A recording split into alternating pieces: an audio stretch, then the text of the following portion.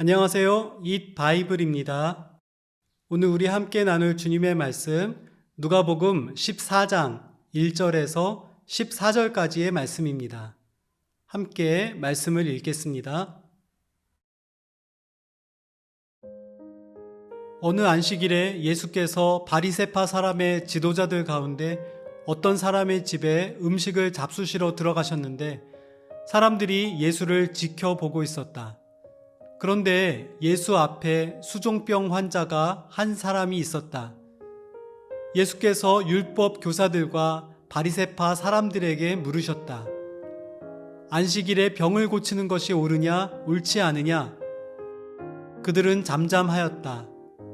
예수께서 그 병자를 손으로 잡아서 고쳐주시고 돌려보내신 다음에 그들에게 말씀하셨다. 너희 가운데서 누가 아들이나 소가 우물에 빠지면 안식일에라도 당장 끌어내지 않겠느냐? 그들은 이 말씀에 대답할 수 없었다.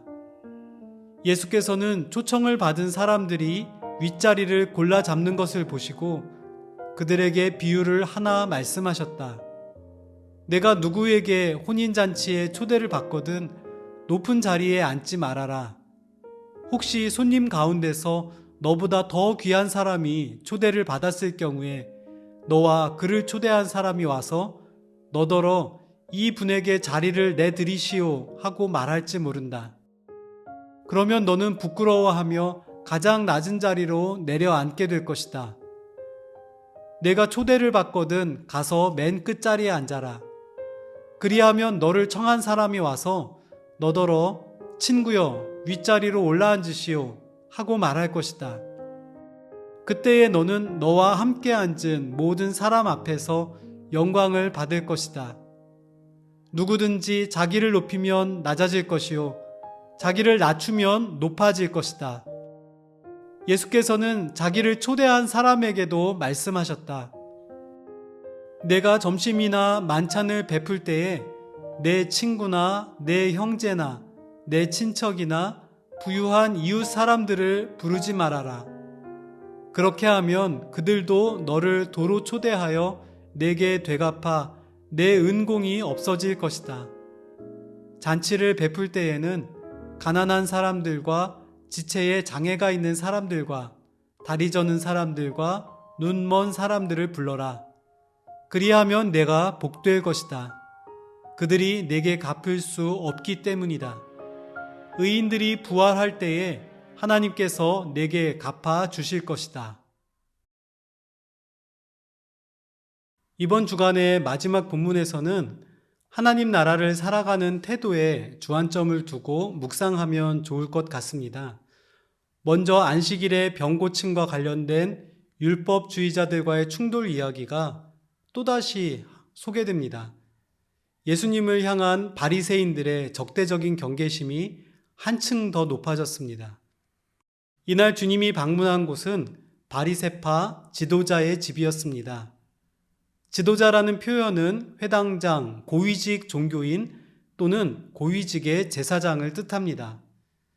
그는 예수님을 초대했지만 우호적인 분위기는 아니었던 것 같습니다. 그들이 예수를 지켜보고 있었다는 표현이 이 상황을 말해줍니다. 2절 시작부에는 헬라어 원어 이두가 등장하는데요. 이 말은 원래 보라라고 하는 뜻의 감탄사입니다.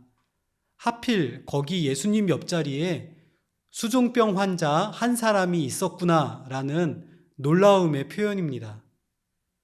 수종병은 체액의 과다로 인해서 팔과 다리, 피부가 부어오르는 증상인데 고대 문헌에서는 성적인 범죄 또는 장운동을 의도적으로 방해한 결과 나타나는 병이라고 합니다. 유대교 전승은 이 병을 하나님의 심판이나 죄악의 결과로 이해합니다.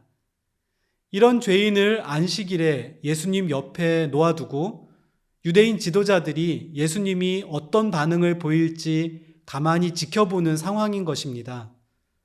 그들은 예수님을 향해 빠져나가기 어려운 덫을 놓고 있었습니다.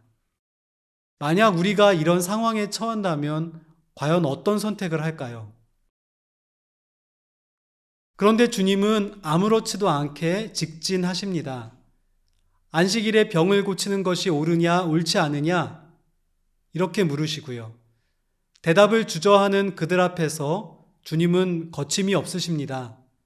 보란 듯이 병자를 손으로 잡아서 고쳐주시고 돌려보내십니다.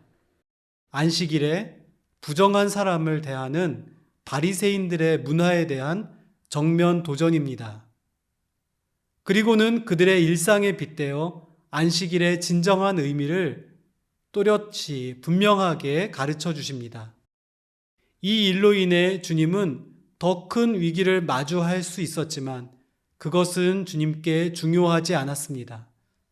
예수님의 시선과 태도는 생명을 살리는 일, 위기에 처한 이들을 하나님의 진정한 안식으로 이끄는 일에 최고의 우선순위를 두고 계십니다. 이것이야말로 안식의 참 목적이기 때문입니다. 안식일의 병고침에 대한 파격적인 가르침에 이어 주님은 이 자리를 채우고 있던 바리새인들의 관습에 몇 가지 도전을 하십니다.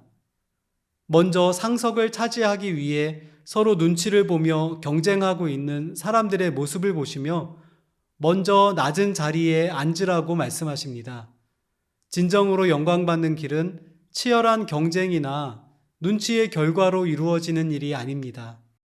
양보하고 나보다 남을 더 높이고 누군가가 잘 되기를 진심으로 바라며 그에게 길을 열어줄 때 하나님은 기뻐하십니다. 그리고 이런 선택을 하는 나의 삶은 자연스럽게 더욱더 가치 있고 존귀해질 것입니다. 이 자리에 있었던 바리새인들이 높은 사회적 지위를 가지고 있었기 때문일까요? 그들은 사람을 가려가면서 교제를 나누었던 것 같습니다. 가까운 친구나 형제, 친척들, 그리고 할 수만 있으면 좀 더 부유하고 힘 있는 사람들과 교류하고 싶어 했던 것 같습니다. 좀 더 품위 있고 고상한 자기와 격이 맞는다고 생각되는 사람들과의 교제가 아무래도 편하고 만족도도 높았을 것입니다. 그러나 주님은 그들의 손님 초대 문화를 바꾸라고 도전하십니다.